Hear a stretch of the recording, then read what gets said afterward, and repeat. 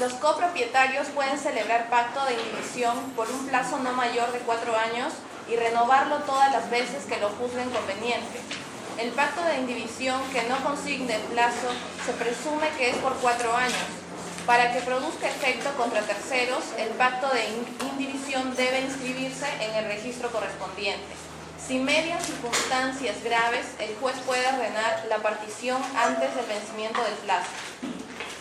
Bien, hemos visto en su momento que respecto a la partición hay figuras colaterales. Una figura colateral es el de la suspensión, la otra es la del diferimiento. Cuando en su momento hablamos nosotros de la suspensión es cuando la partición ya se inició, sino que hay algún evento posterior ya iniciada la partición y hace que ésta se suspenda. Ejemplo, cuando aparece la evidencia de que hay más bienes por particionar, porque hemos tomado conocimiento de que el causante no solamente ha tenido determinados bienes, sino que hay otros bienes más adicionales. Entonces, comenzamos partiendo, pero hemos suspendido hasta una verificación completa de todos los bienes para recién ahí continuar con la partición. También hemos visto la figura del diferimiento. En la figura del diferimiento hemos acordado que vamos a particionar, pero vamos a particionar después de cierta fecha. La clásica, por ejemplo, es cuando nosotros somos copropietarios de un terreno, estamos de acuerdo en particionar ese terreno para que cada uno sea propietario de la tangibilización de su cuota ideal. El asunto radica en que lo vamos a hacer dentro de 4 meses después que acabe la cosecha y la venta, ¿no? Con la finalidad de obtener la suma de dinero correspondiente, y ahí pues hacemos la partición para que a partir de ahí cada uno ya se haga propietario de la parte que le corresponde. Esta es una figura interesante porque acá nos habla de la indivisión. O sea, en la suspensión y en el diferimiento estamos de acuerdo en partir. En el caso del pacto de indivisión hemos acordado no partir. Y la norma señala que ese pacto se extiende máximo hasta por 4 años. Tienen que participar todos los copropietarios para que surta efectos frente a terceros, que son quienes también pueden solicitar la partición de los bienes del bien o de los bienes que están en copropiedad. Tienen que inscribirse en los registros públicos. Si acordamos la partición pero no la inscribimos en registros públicos, entonces cualquier tercero acreedor de alguno de los copropietarios puede solicitar la partición, y en tanto no esté inscrito no se le puede oponer. Entonces en ese sentido hay que tenerlo en cuenta. Ahora, el plazo máximo es de 4 años, renovables cuantas veces consideren los copropietarios conveniente hacerlo. Pero esa situación también puede generar abusos. ¿Por qué? Imaginémonos que hay un muchacho, un niño, un adolescente que tiene derechos alimentarios. Imaginémonos a un tercero que es acreedor de uno de los copropietarios. Y cuando le quieren echar mano a los bienes del copropietario, de su deudor, con la finalidad de hacerse pago de este tipo de acreencias, resulta que él, en contubernio con los otros copropietarios, ¿qué hacen? Acuerdan el pacto de indivisión y lo inscriben. Cuando ya va a fallecer 4 años después, nuevamente vuelven a acordar los pactos de indivisión y lo inscriben. O sea, ¿qué estarían generando en la práctica? Una situación abusiva donde el deudor no podría cobrar su crédito abusando de este derecho de indivisión. Es por eso que este artículo también señala que cuando medien circunstancias graves, el juez puede ordenar la culminación anticipada de este plazo establecido en el pacto de indivisión. No se puede pactar plazos mayores porque el exceso se declara nulo, es un tema de nulidad virtual expresa. Es decir, acá cualquier pacto, en el sentido de que el pacto de indivisión pueda durar 40 años, se entiende nulo todo el exceso de 4 años, o sea, los 36 años están de más. En todo caso, cada 4 años lo que sí es factible es volver a renovar. Entonces, hay situaciones donde conviene partir y hay situaciones en las que no conviene partir. El tema de la partición sí genera 2 figuras colaterales, el diferimiento y la suspensión. Y la otra es una figura distinta, es cuando acordamos no partir. En la no partición, como lo estamos viendo, la idea es que ese acuerdo no puede ser definitivo, sino que tiene que ser renovado y modificado. los copropietarios pueden, después de haber pactado 4 años de indivisión, ¿es posible que pacten modificar y reducir el plazo del pacto de indivisión? Sí, es posible. Puede ser que hayan pactado 4 años y después se vuelvan a reunir y dicen, oye, 4 años es demasiado, mejor hay que reducirlo a 2 años. Es factible. Es factible que lo dejen sin efecto, es factible también. Pero si está inscrito, también tiene que inscribirlo. Sobre todo de cara a proteger esa decisión, ese acto jurídico colectivo frente a las acreencias de terceros. Sin que ello implique lógicamente un tema abusivo que, como ya lo hemos visto, la misma ley faculta al juez para que en su momento, ante la solicitud del interesado, pueda establecer por concluido anticipadamente el pacto de indivisión y permitir a los acreedores, a los terceros, solicitar la partición de los bienes de la copropiedad a fin de que puedan individualizarse los bienes de su deudor y sobre esa base hacerse cobro. ¿Hasta ahí? ¿Lo tienen claro? Sigue. ¿Qué dice el siguiente artículo? Vamos viendo el articulado. Medianería. Artículo Ya. 994. Ya. Las paredes, cerco o zanjas situados entre 2 predios se presumen comunes mientras no se pruebe lo contrario. Ustedes en sus casas, donde viven, ya sea alquilada o propia, ustedes han visto desde el segundo piso, tercer piso, ustedes han visto la casa del vecino, ustedes han visto el muro divisorio, la pared divisoria, y ustedes han visto 2 paredes, ¿cierto? Una pared que corresponde a su inmueble y la otra que corresponde a la del vecino. Y cada uno de ellos, como hemos visto en la propiedad predial, ¿no?, se prolongan en planos geométricos hacia arriba, o sea, hacia el sobresuelo en este caso, porque la propiedad, como hemos visto, implica el suelo, el sobresuelo y el subsuelo. El tema de la medianería es un tema respecto del sobresuelo, pero es una figura donde cada uno no ha puesto su pared, su cerca o su zanja, sino en realidad solamente hay una pared, una cerca o una zanja que divide a ambos predios. Esos predios tienen que ser necesariamente colindantes. Y lo que lo debe dividir debe ser o bien una pared, o bien un cerco, o bien una zanja. O sea, una actividad delimitativa por parte de las personas, de los poseedores. Ahora, esta regla del artículo 994 señala que en esos casos estamos hablando de medianería, no cuando cada colindante coloca su propia pared. Ahí no hay medianería. Solamente hay medianería cuando hay una sola pared. ¿Claro? Ya.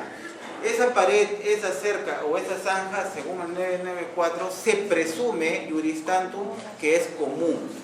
Si es común, acá no ocurre la figura de la copropiedad.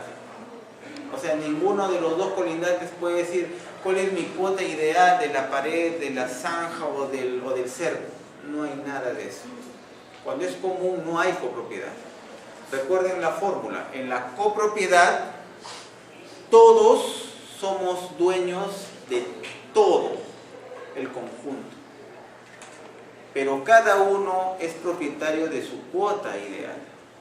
En la comunidad, tipo comunidad campesina o tipo la propiedad común, en este caso de la pared, cerca o zanja medianera, todos somos dueños de todo, pero nadie es dueño de ninguna parte en particular. Entonces, la cerca, la pared, la zanja, cuando es una sola la que divide ambos predios colindantes, se presume que estamos frente a la figura de la medianería y por ende se entiende o se presume que es común, salvo pacto en contrario, porque puede ser de que esa única pared haya sido construida o elaborada por uno solo de los colindantes y el otro no. Pero eso no quiere decir de que no haya medianería, hay medianería. La diferencia es que una es adquirida o hecha por uno solo y la otra es que se presume que es común por parte de ambos. Esa es la presunción. ¿Sí? Una pregunta, si se presume que es común, se supone que ha habido intervención de ambos a construirla, como usted dice. Esa es la presunción. Pero el problema está, por ejemplo, en mi pared colindante con un terreno vecino. Yo solamente he sido la única que ha aportado para construir esa pared y tal vez esta persona no cuenta con recursos y en esa pared justamente ha ubicado su cocina, Ya, pero vamos, se está pensando con mi para eso pared. están los siguientes artículos, que con eso podemos responder más o menos esas preguntas. Artículo 995. Okay. Si la pared que separa los predios se ha levantado en terreno de uno de ellos, el vecino puede obtener la medianería pagando la mitad del valor actual de la obra y del suelo ocupado. En tal caso, puede pedir la supresión de todo lo que sea incompatible con el derecho que le da la medianería. Imaginemos esta situación. Imaginémonos que el límite con el colindante es a partir de esa pared donde están las ventanas para allá. O sea, toda esta área de acá es mi propiedad. Y como más o menos nos ubicamos en el caso que nos dice mi compañera, o sea, si yo edifico una pared lo puedo edificar aquí, en el límite, pero es mía. Pero, por si acaso, en una circunstancia X, yo edifico la pared acá, dentro de mi propiedad, no en el límite, pero la edifico yo, no mi colindante. Si es que mi colindante desea adquirir la medianería, él tiene que adquirirme esta área del suelo y tiene que pagarme, ¿qué dice ahí? La mitad, creo, de la edificación, ¿cierto? La mitad del valor actual de la obra. Del valor actual de la edificación. A mí me pudo haber costado esa pared 1000 soles. Si actualmente me cuesta 3000 soles, me paga 1500 soles. Y además tiene que pagarme el área, el suelo. Ahí adquiere la medianería. Ahora, con relación a lo que pregunta su compañera, si es mi pared, la pared es tuya. Si la pared es tuya, entonces él no tiene ningún derecho a colocar vigas, tirantes o algún aditamento que tenga que verse implicado como soporte o como apoyo a esa pared, porque esa pared es tuya. Él está obligado necesariamente a construir su propia pared o, según este caso, modificando el sentido de la norma, si desea adquirir la medianería, pero él ha hecho la pared justo o tú le has hecho la pared justo en el límite, él tendría que pagarte la mitad del valor actual de esa pared. Si él te paga la mitad del valor actual de esa pared que tú has hecho justo en el límite, entonces adquiere la medianería y ahí sí, como creo que dice el siguiente artículo, cuando la pared es medianera, ambas partes pueden apoyar soportes, vigas, colocar tirantes, siempre y cuando no impliquen la destrucción o el deterioro de esa pared. O sea, debe servirles para apoyarse en él, pero bajo ningún punto de vista puede servir en cuanto a la destrucción o deterioro. ¿Por qué? Porque esa pared sigue siendo común y es estructural y sirve de base, no solamente de límite, sino que también sirve de fundamento o de preservación hasta cierto punto del tema del derecho a la intimidad de las partes.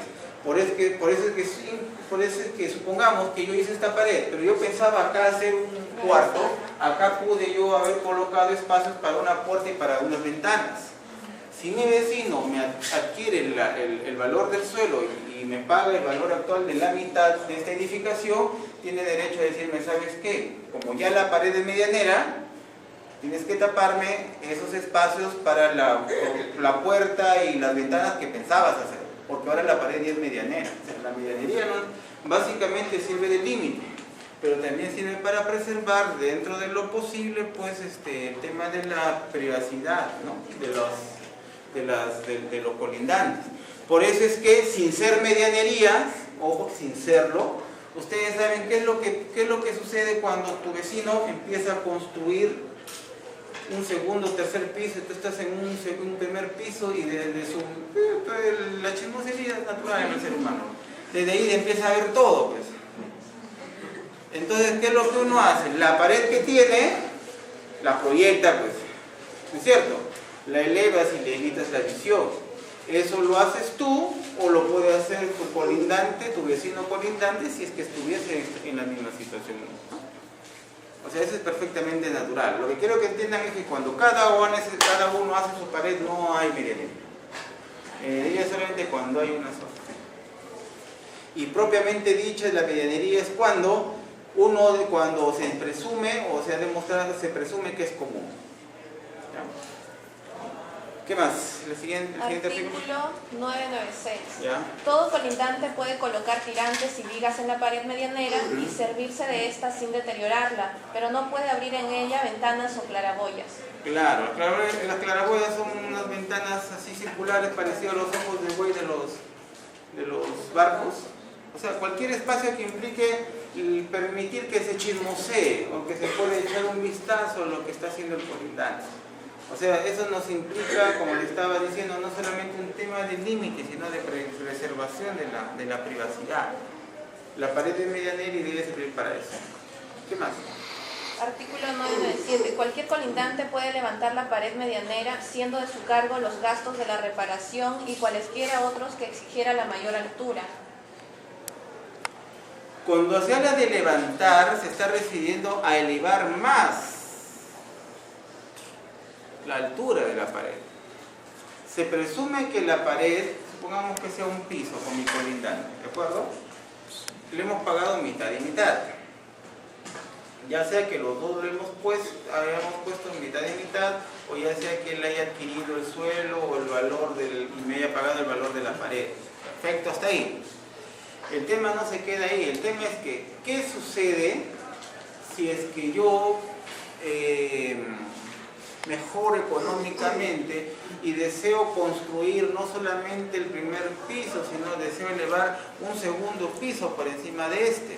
Y lógicamente, como esta es la única pared medianera con mi colindante, elevo la altura de esa pared. O sea, la pared, como ustedes saben, se proyecta en planos geométricos, se eleva hacia un segundo, un tercer piso. Pero esa pared sigue siendo medianera. Pero sin embargo, no está realizada o no se ha efectuado la elevación de esa pared a través, como en el primer caso, la altura de un piso, del primer piso, en cuanto a su altura, por parte del pago de ambos colindantes, si no lo he hecho solamente yo. Porque esa elevación me favorece exclusivamente a mí. ¿Sí captan o no captan? Esa elevación a un segundo o eventualmente más pisos, en cuanto a la altura de la pared medianera, porque a mí me conviene, es natural que tenga que realizarlo yo a mi costo. Los gastos de conservación y de reparación tienen que correr por mi cuenta. Y de verificación, obviamente, también. Y si luego el vecino también quiere levantar un segundo piso, también tendría que pagar la mitad. Es que eso es lo que la norma no nos dice. Se entiende por un tema de equidad, de que si el vecino va a levantar un segundo piso y va a tener, bueno, va a levantarlo y va a tener que servirse de la pared medianera, en todo caso se tendrá que establecer un mecanismo donde de una manera proporcional, ¿no?, el vecino pueda establecer, pueda entregarle una cierta suma de dinero como una especie de compensación. Claro, eso se entiende que debería ser así, aunque la cosa no está muy clara. La norma no lo dice expresamente, pero se entiende de que tendría que realizarse en ese sentido. Porque quieras o no, construir a partir de la pared medianera hacia uno de ambos lados implica necesariamente una posibilidad de modificación, de deterioro, de desgaste que tiene que ser asumido en términos generales, ¿no? En el plan general tendría que ser asumido por ambos colindantes de manera común. Pero si es que hay divisiones en cuanto a la elevación, tendríamos que establecer una prorrata o una proporción en función de cuál. Supongamos que el segundo piso fue elevado a mi costo, entonces, y la pared medianera requiere generar una reparación general, yo diré, muy bien, tú pagas la mitad de la reparación del primer piso y yo la mitad de la reparación del segundo piso. Pero respecto de lo que tenga que verse con la reparación o arreglo del segundo piso, tendría que hacerlo yo. Porque esa la elevé yo. ¿No es cierto? Si lo elevamos los dos y estamos parejos, tas con tas, y segundo piso los dos, tercer piso los dos, esa proporción de 50 y 50% se entiende que debería mantenerse. Se entiende que debería mantenerse. Por un tema de equidad, ¿no? Y por un tema de mantener la proporción, aunque vuelvo a repetir, si ya la pared medianera se eleva por interés y necesidad de uno de ellos, la prorrata o proporción va a tener que variar. Va a tener que variar necesariamente, ¿no? Porque ya no es lo mismo. Yo no le puedo exigir a mi colindante de que me ayude en la conservación y en la reparación de toda la pared medianera de 4 pisos cuando él solamente ha empleado uno. ¿Ok? Sigue. 998. Los colindantes deben contribuir a prorrata para la conservación, reparación o reconstrucción de la pared medianera, a no ser que renuncien a la medianería, hagan o no uso de ella. Entonces, la primera fase se refiere a ¿qué? Se refiere a la prorrata o proporción. Regla general, se supone que la pared medianera es común, entonces la proporción común se entiende que es 50 y 50. Si no, la proporción tendrá que ir variando en función de quién elevó más la altura de la pared medianera, ¿no? Dice, hagan o no uso de ella. Hagan o no hagan uso de ella. Ya, hagan o no hagan uso de ella. Pues eso sí, pero vuelvo a repetir, pero la proporción no va a ser la misma, pues. Se entiende que la proporción no puede ser la misma. O renuncien, ¿qué dice? O renuncien a la medianería. Ya, la renuncia a la medianería puede ser de diversas maneras. La clásica es cuando tú directamente a la pared que es medianera tú empiezas a construir tu propia pared. Entonces, esa es una renuncia tácita. La otra renuncia es expresa. Cuando le comunicas a tu colindante de que a partir de ese momento ya tú renuncias a la medianería, generalmente porque tú estás vendiendo ese bien. O sea, ya no te interesa porque pones a la venta ese inmueble y ya no interesa un comino si esa pared es medianera o no. En todo caso, ese asunto tendrá que asumirla directamente el nuevo adquirente, el nuevo propietario. ¿Qué más? Ahora el usufructo, artículo 999. El usufructo confiere las facultades de usar y disfrutar temporalmente de un bien ajeno. Pueden excluirse del usufructo determinados provechos y utilidades. El usufructo puede recaer sobre toda clase de bienes no consumibles, salvo lo dispuesto en los artículos 1018 a 1020. Ya, estamos en otro capítulo que yo prefiero denominarle los derechos reales derivados de la propiedad. Estos derechos reales se diferencian de los derechos reales principales como son la posesión y la propiedad. Acá estamos frente a una figura diferente, pero la idea genérica, sin ser necesariamente exacta, es la figura del propietario como el eje central y del derecho que él ejerce, del derecho real de propiedad que él ejerce sobre ese bien, y cómo es que permite que terceros tengan acceso a ese bien sobre la base de una disposición temporal que él hace de ese derecho de propiedad respecto de terceros. Y la primera figura que nace en ese contexto es la figura del usufructo. Uso viene de usufructo, de fruto o beneficio. Entonces, el derecho de propiedad, 923, nos dice que la propiedad es un poder genérico que nos permite usar, disfrutar, disponer y reivindicar. Entonces, cuando estamos hablando de usufructo, dos de esos cuatro verbos son cedidos voluntariamente por el propietario a través de una figura que se denomina usufructo, a través del cual se entrega un bien, pero no cualquier bien, tiene que ser un bien no consumible, o sea, no es un bien que se desgaste o que se consuma con su uso, sino que debe ser un bien que lógicamente se mantenga en el tiempo, porque la idea del usufructo es que yo te entrego este bien, mueble o inmueble, para que lo uses y disfrutes por un plazo determinado, con la obligación posterior de cumplir ese plazo, procedas a devolvérmelo. ¿Ok? ¿Sí está claro ese asunto? Por eso es que tiene que ser un bien no consumible. No puede ser un bien consumible. La excepción, ya lo vamos a ver, entre el 1018 y el 1020, está en el denominado cuasi usufructo. Pero ese cuasi usufructo está vinculado a las figuras del denominado usufructo en dinero o usufructo en crédito. Pero es una figura especial.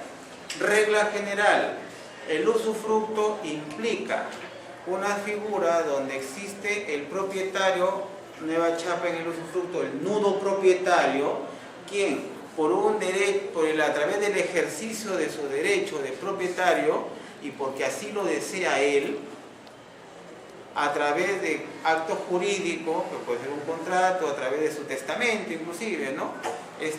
Puede ceder temporalmente a un tercero que se va a denominar usufructuario la posibilidad objetiva y real de durante un tiempo determinado usar y disfrutar de ese bien con cargo a la devolución.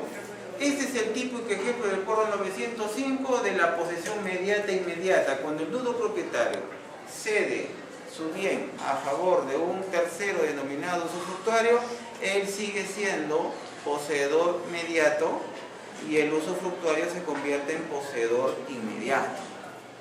No pierden esa coherencia siempre.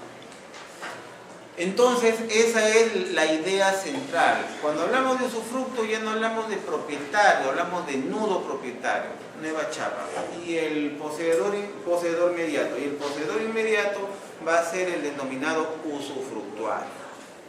El usufructo es gratuito. El usufructo básicamente es gratuito en su constitución. ¿Por qué? Porque hacerlo oneroso de arranque prácticamente no generaría ninguna diferencia con el arrendamiento. Sin embargo, eso no quita el hecho de que se pueda pactar, ¿no?, cierta renta cada cierto periodo como una especie de compensación a favor del nudo propietario. Y eso se desliza de este mismo artículo cuando dice pueden excluirse. ¿Lee esa parte? Pueden excluirse del usufructo determinados provechos y utilidades. Ya, entonces, ¿qué sucede? No puedo, o sea, ¿cuál es la idea? La idea es que si yo te doy el bien para que disfrutes y no te pongo ningún límite, tú vas a disfrutar totalmente ese bien. Pero puede ser de que con un ánimo de compensarme, yo digo, muy bien, te voy a dar en usufructo este terreno de cultivo. Vas a tener 4 cosechas al año, por ejemplo, de lo que sea. De cada cosecha, tú me vas a reservar el 20%. Entonces yo puedo colocar límites a tu disfrute,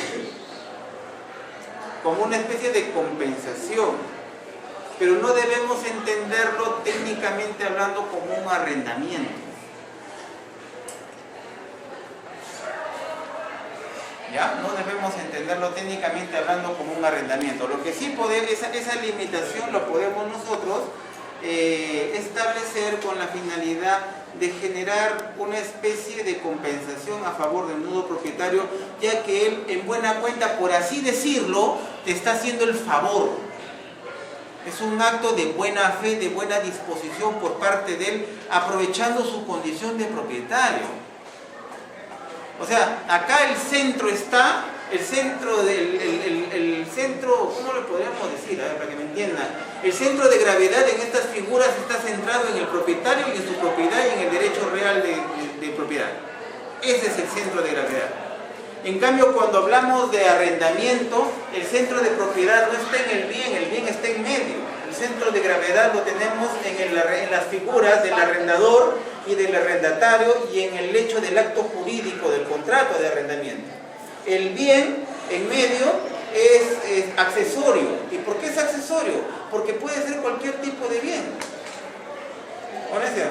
En cambio acá lo importante es que yo te concedo, te estoy concediendo por mi voluntad, por mi buena disposición, por mi buen ánimo, porque me caes en gracia, o cualquier frase similar que se les ocurra. Yo quiero concederles a ustedes o a cualquiera de ustedes la posibilidad de que temporalmente, ese es el tema, que temporalmente uses y disfrutes del bien, con cargo a que me lo devuelvan.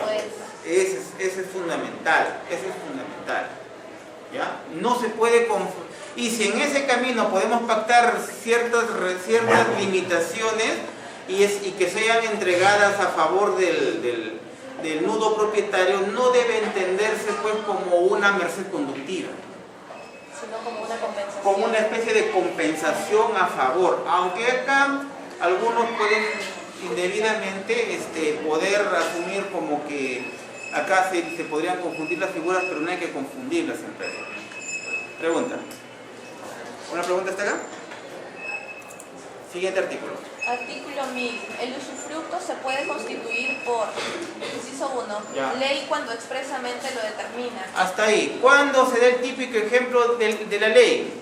Te dice, la ley, no sé qué artículo ahí está, te dice que en el derecho de familia los padres son los usufructuarios legales de los bienes de sus hijos menores de edad. Otro ejemplo, recuerden derecho de familia. ¿Qué pasa cuando yo soy declarado judicialmente ausente? Se me señala quiénes son mis poseedores tempo. Ellos son los usufructuarios. O sea, el usufructo se constituye por ley, como en estos casos, cuando se trata de los bienes de los menores de edad y los usufructuarios de esos bienes son los padres, o como en el caso del declarado ausente con respecto de los poseedores temporales. La ley te dice cuándo hay usufructo, ese es un mecanismo. La otra. Inciso 2, contrato o acto jurídico unilateral. Contrato o acto jurídico unilateral. Aquí hay que distinguir, porque si te habla de contrato, tenemos que ver que dice 1351, léelo. Porque el acto jurídico unilateral es recepticio. Yo digo, Cristian, voy a darte a tu favor este departamento para que vivas. Es un acto jurídico unilateral. Él lo único que tiene que hacer es recepcionar ese acto. O sea, dice acepto y punto. Pero el contrato es otra cosa, 1351, léelo. El contrato es el acuerdo de dos o más partes para crear, regular, modificar o extinguir una relación jurídica patrimonial. Mire, acuerdo de dos o más partes. O sea, ¿puede haber un contrato de usufructo? Sí. Sí. ¿Tiene contenido patrimonial? Por supuesto, porque el bien que se entrega tiene valor económico. Entonces, la pregunta del millón es, ¿y por qué no aparece el contrato de usufructo en fuente de las obligaciones como un contrato nominado más? ¿Por qué? Por la tonta e incoherente idea de decir que derechos reales es un mundo aparte de derechos de obligaciones. Es tonto realmente. ¿Puedo establecer un contrato de usufructo? Sí, perfectamente. Con sus cláusulas similares o parecidas a las de cualquier contrato, tipo, por ejemplo, un arrendamiento con obligación y ojo, colocando todo lo que vamos a ver a continuación, ¿sabes? Todas las precisiones que establece la ley. Claro. Claro que sí.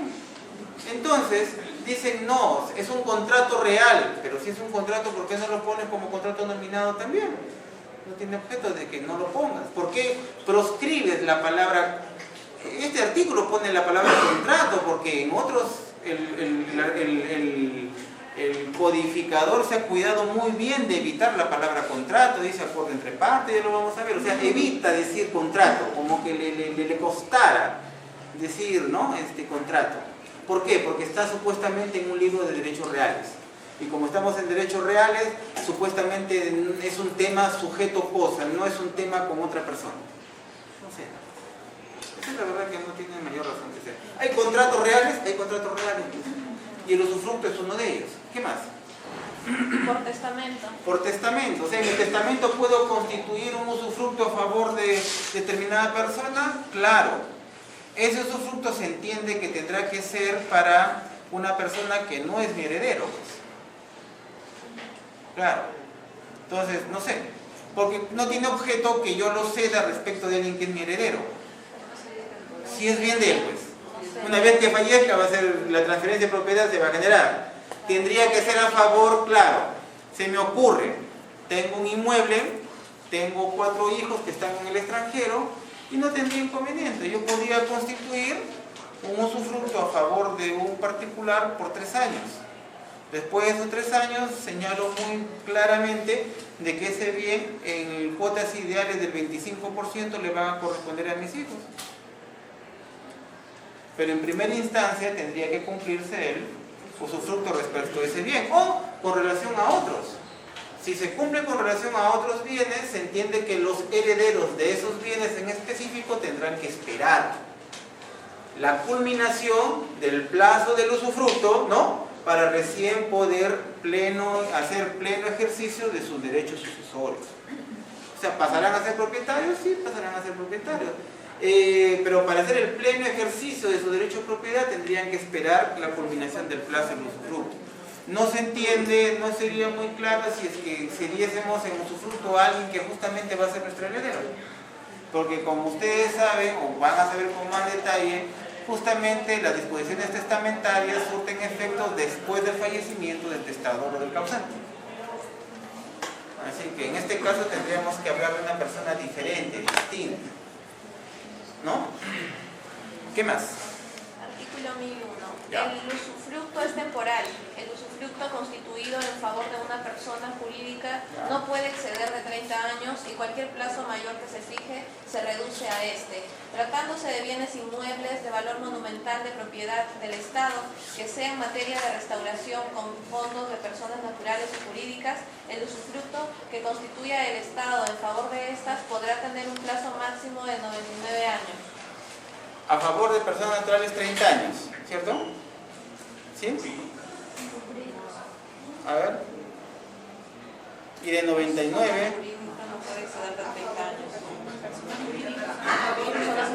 A favor de persona jurídica. ¿Y cuál es el plazo a favor de la persona natural? 99 años. ¿Ah? No. Ah, no, es otra cosa. Entonces ahí, ¿cómo debemos entender nosotros eso? No, es que al contrario, ¿quién tiene más posibilidades de sobrevivir más tiempo? La persona jurídica. En todo caso tendríamos que una alternativa sería tendríamos que hacerlo durar hasta 30 años, como también como plazo máximo. Y establecer con precisión si es que se transfiere o no se transfiere los herederos. Tendríamos que adoptar esa política. Excepcionalmente, dice, tendrá una duración de 99 años, ¿cierto? Pero con situaciones especiales. Se me ocurre este ejemplo. Lo que se me ocurre es este. Supongamos que el Estado, la municipalidad, que es parte del Estado, es propietario de varias casonas en el centro de Trujillo, ¿cierto? Pero como ustedes saben, las casonas están pues destruidas, ya solamente son puro cascarón.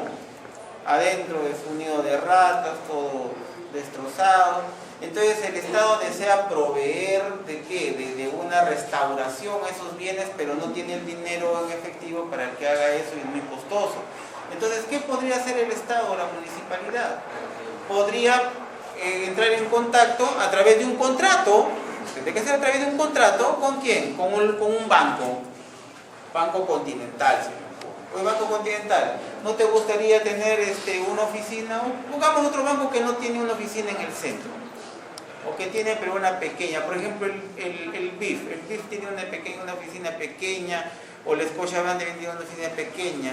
Y la municipalidad le dice, oye, ¿no te gustaría tener toda una cuadra o un inmueble grande, 2, 3, 4 pisos a tu favor? Claro que me interesaría. Yo te puedo constituir un usufructo a favor tuyo hasta por 99 años. Eso sí, tú te encargas con mis técnicos del Instituto Regional de Cultura de ponérmelo a punto, de restaurármelo. Es dinero de otros. Pero te voy a beneficiar, te voy a dar 80 años, 70 años. Claro. Ahora imaginémonos cuánto va a ganar, va a recuperar, ¿no?, el banco, no solamente por la ubicación y por la potencial captación de los clientes, sino por el hecho de que no estaría pagando suma alguna por la propiedad de ese inmueble. Entonces sería particularmente interesante. Pero claro, como acá el nudo propietario está poniendo su billete y es persona jurídica, y como regla general se entiende que la persona jurídica debe durar más que una persona natural y está poniendo su billete, entonces podríamos extender, como dice la norma, el usufructo hasta por 99 años. En el caso de las personas naturales no lo dice expresamente, pero entiendo de que tendría que pactarse un plazo menor, ¿no? Un plazo menor dentro de lo humanamente posible en cuanto a las posibilidades de vida, ¿no? O en todo caso señalar con claridad de que si va a durar máximo hasta 30 años en el supuesto, tendría que plantearse la posibilidad del derecho sucesorio del mismo. Es decir, que con la muerte del usufructuario no se pierde ese derecho, sino que vaya a favor de sus herederos hasta cumplir ese plazo. Y yo particularmente entiendo de más de 30 años tampoco podría pasarse respecto de las personas naturales. En el caso de las personas jurídicas, en ese supuesto, ¿no?, donde la persona jurídica pone su billete, entonces estaría comprensible una extensión adicional hasta 99 años. Si se trata de otra persona jurídica, sin que ponga billete de por medio, entonces solamente ni intervenga el Estado, o sea, se trata en particular con persona jurídica de derecho privado, entonces también el plazo será máximo de 30 años, ¿no? Debemos entenderlos en esos contextos. Como les he dicho, no siempre la norma es clara ni ha sido redactada en los mejores términos. ¿Okay? ¿Qué más? Artículo 1002. El usufructo, con excepción de legal, puede ser transferido a título oneroso o gratuito o ser grabado respetando su figuración y siempre que no haya prohibición expresa. El legal no puede ser transferido porque está establecido por la ley. Punto. Así, eso sí está claro. Hemos dicho que de primera intención el usufructo debe ser constituido básicamente a título gratuito. Que puede pactarse una retribución, una compensación, es otra cosa. Ahora, la transferencia de ese derecho a favor de otro, esa transferencia sí puede constituirse a título, sí puede transferirse a título oneroso o gratuito. El gravar el usufructo también es posible. Me voy al banco de crédito, le muestro los papeles y le digo, mira banco, Edgardo Quispe Villanueva me ha otorgado a favor por 15 años el usufructo de este terreno. Y este terreno yo le dedico al cultivo del espárrago. Como tú sabes, acá están los papeles que demuestran el movimiento económico, esto me genera una cosecha de tanto, que valorizada en tanto.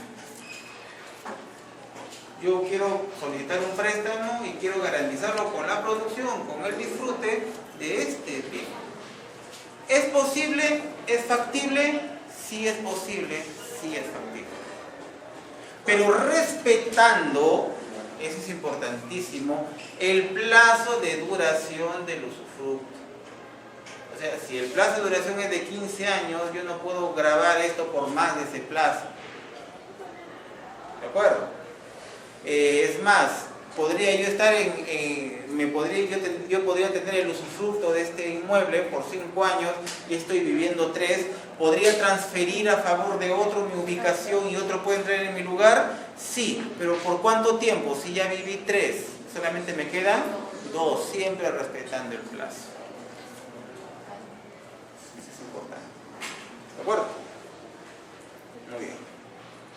Artículo 1003. En caso de expropiación del bien objeto del usufructo, este recaerá sobre el valor de la expropiación. Ojo, la expropiación hemos dicho que es una decisión del Estado de hacerse propietario del bien de tu propiedad por necesidad o utilidad pública. En ese caso no hay mala fe ni ninguna intervención por parte del usufructuario o del nudo propietario, es intervención estatal, por lo tanto la mala fe queda excluida. Si ese fuese el caso, y por ejemplo yo soy el usufructuario de este inmueble por 10 años y a los 2 años el Estado lo expropia, ¿qué pasa? ¿Me quedé en el aire? ¿Se perdió el inmueble? No. El justiprecio que le va a ser cancelado al nudo propietario, yo tengo derecho a ese dinero. El dinero que se paga por justiprecio va a representar al inmueble, que ya no está en propiedad del nudo propietario, sino el propietario es el Estado. O sea, en cristiano no lo dice, pero debemos entenderlo, se va en caso de expropiación del bien dentro del periodo de duración del usufructo, en caso de expropiación y al serle cancelado al nudo propietario el monto del justiprecio, el usufructuario tiene derecho a que se le entregue esa suma de dinero. Y no solamente eso, sino que además, ¿verdad? Tiene derecho a que se le entregue esa suma de dinero. Y acá lo que sucede es una figura de mutación. Ha mutado, no mutuado, ha mutado de usufructo a cuasi usufructo. Figura que ya lo vamos a ver posteriormente.